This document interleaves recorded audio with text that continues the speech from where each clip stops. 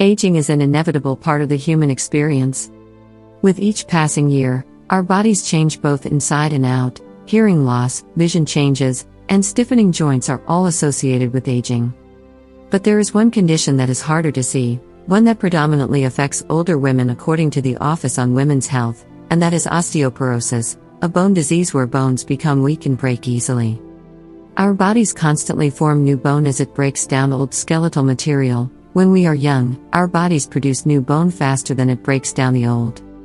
This ratio evens out somewhere around the age of 30. After that point, bone density begins to decrease as our bodies break down bone faster than it produces new material. The process cannot be stopped, however, there are ways to prevent severe bone density loss, potentially sidestepping osteoporosis. This means that, while bone density may still be lower as a person ages, they aren't as likely to break a bone during a fall, which is the condition's most notable symptom. A set of healthy habits. It is never too early or late to start preserving your bone density. Osteoporosis prevention starts long before the condition is a concern for most people.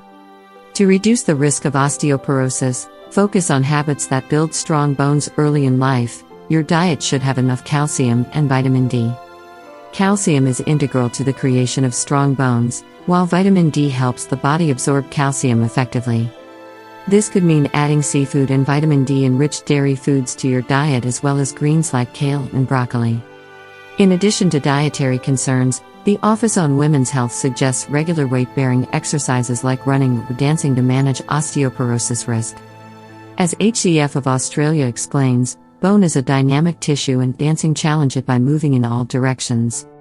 The organization goes on to suggest other ways to increase bone density through activity, such as weightlifting, hiking, opting for the stairs, and taking regular walks. Finally, cutting out on nicotine and alcohol, as both can damage bone density. If a person does not want to cut out alcohol entirely, stick to moderate drinking, which amounts to 1 drink per day for women.